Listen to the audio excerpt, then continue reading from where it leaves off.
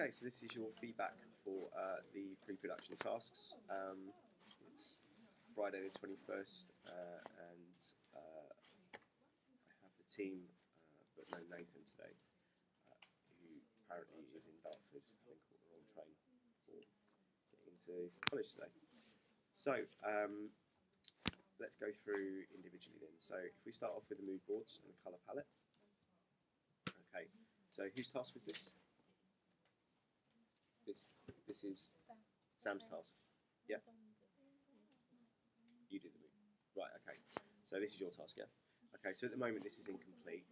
Yeah. If we have a look at the example that we've been looking to, there's a substantial amount of work that still needs doing on this. So if we go to mood board and colour palette, again this is all accessible. There should be one for costume, and if you notice it's kind of a full thing with annotation on the side. There should be one there for. In fact, there's two there. There's one for each character that kind of expresses their identity. We've then got a location one. We've then got a props one. We've then got a subgenre one, and we've then got an overall kind of your concept. Finally, with a colour palette, and each of these have kind of commentary on what you're trying to express and who they're for. So at the moment, I'd say this is kind of from just looking at this, because there's no annotation. It's not really clear what we're trying to be getting across on this one. So I don't know who the antagonist is. I don't know who the protagonist is. I don't know why Susan's in a lot of pink.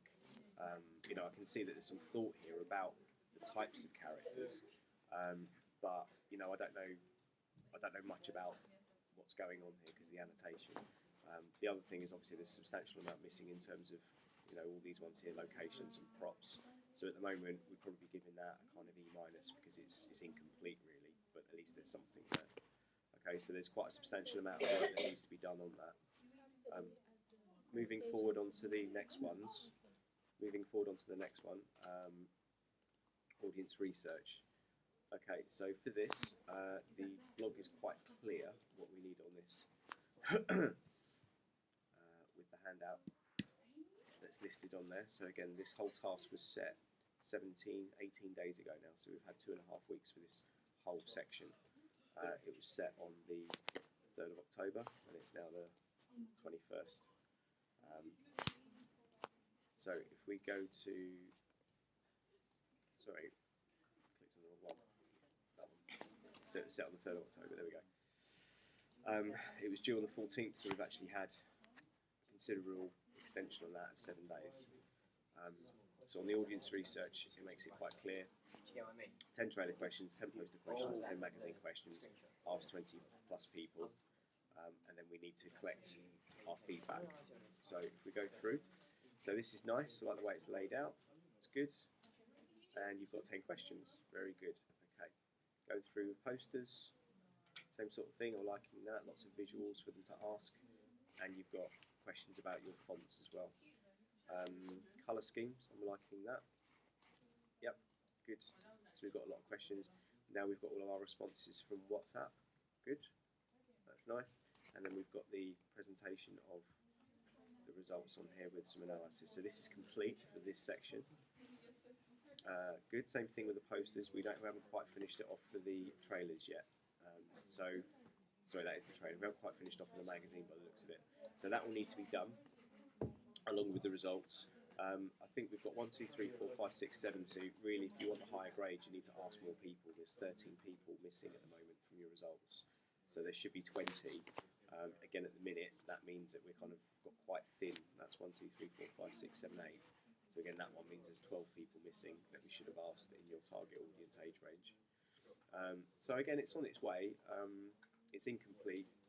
So we're probably looking at a sort of like D grade at the moment, but I think once it's finished off, that could be a sort of high C. If you ask more people, then we can move it on to the B and the A grade.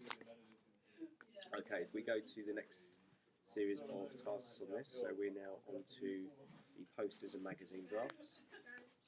So again, looking at the exemplars that we keep coming back to with their magazine and print drafts and the drafting. So we start off with our inspirations and some commentary on what it is we like about the existing posters. Same thing with the magazines, and then we go into our draw drafts with annotation about what we're trying to get across, what we like about it, what the changes are. So like, Okay, we then move on to same thing with our magazines. They look like magazines, so I can tell the difference. And then we move on to our electronic drafts. So if we have a look through, that's good. I like the fact you put that in there and you summarise what's going on. Okay, so we've done a sort of side by side. That's nice. Good bit of drawing, some real effort going into that. I'm liking that. Good, and some detailed annotation. That's also nice. I like that too. Very good. Yep. What you could do to improve this a bit is just make sure you're cropping it just a little bit more carefully on the edges, so before you upload the picture or when you go into Weebly and edit that. Okay, so we've now got our digital drafts. This is very nice. Good, I like that. It's very developed. So what you need on here now is just to add your annotation for that and that one as well. Yeah, because you want the kind of side-by-side thing that you've done there. But you've done the main body of the work, which is lovely. This is really good. Okay, and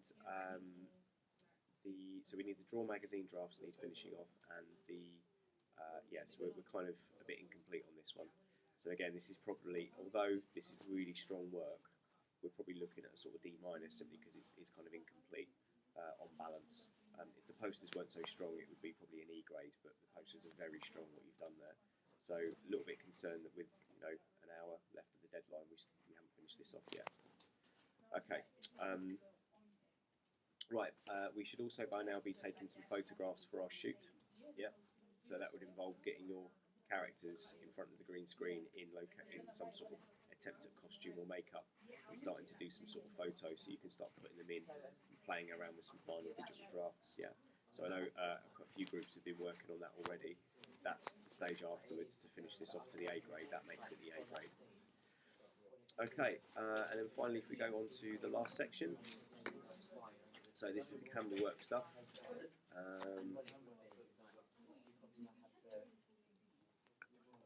Okay, so basic camera shots, and then the horror camera shots. Good.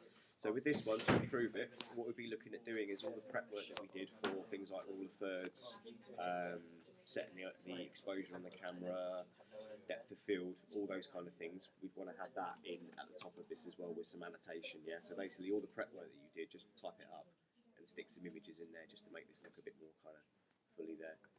Okay, so our basic camera techniques. Okay, so at the minute we'll probably be giving you a D for this because that's not telling me why you want to use it in your horror film. Yeah, so the difference between the exemplar that I showed you, which is here, remember 1.4 camera work lesson under October. So when you're searching for it, it's under October the 3rd, camera work lesson 1.4.3. If you have a look at the student exemplar that we watched, you'll notice that the detail they've put into it is applying it here. Just like question 1B, we're actually applying it to our work. So in our horror film, we would want to use this to show the victim being followed on watch. We could use it for a chase scene. The difference is that that's telling me about how you would use it, so it's purposeful, whereas that is just telling me generally why a close-up is used. I mean, for example, in the one that I showed you on the blog today, from this morning, that wasn't used to show main features of the subject's head and shoulders. That was used to show a sink, and it was used to create claustrophobia, and it was used to create a sense of mystery because you couldn't see other stuff. Yeah, so that's what you need to be thinking about on these. Okay, nice depth of field there, by the way. That's really nice. Whoever shot that, that's looking good.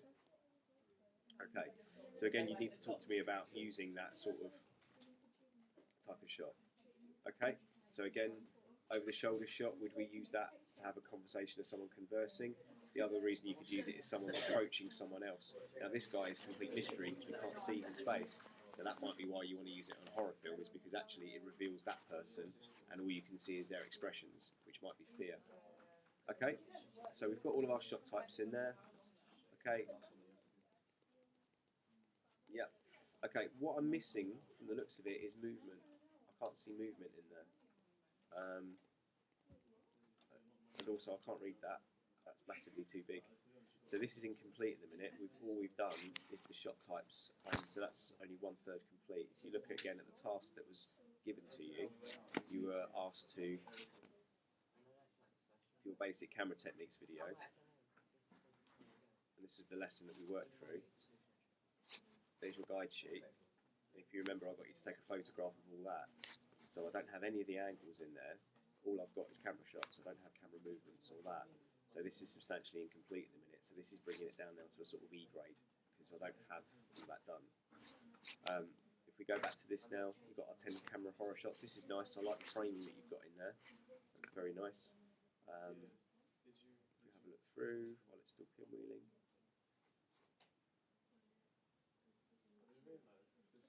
Okay, so this is nice. Yep. Dripping tap, good.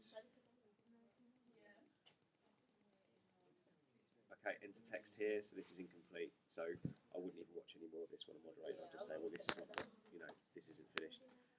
So that will need looking at. In that, there's no, again, it's too big. You need to know why you would do it, why it's a horror film kind of effect. So this is better simply because there's less to it, but it still hasn't got the finishing touches on it. So that will need re-looking at. Before the final deadline, otherwise at the moment this is kind of bringing it down. So overall, when you look at the incomplete drafts, this is 2/3 incomplete, this section. The mood boards are incomplete. Really as a whole, we're probably looking at a D- at the moment for the whole thing. Okay, so there's quite a lot of work there as a team that needs to be done and needs to be improved on. And you have until the 31st of November until our kind of like set deadline for that in order to improve that.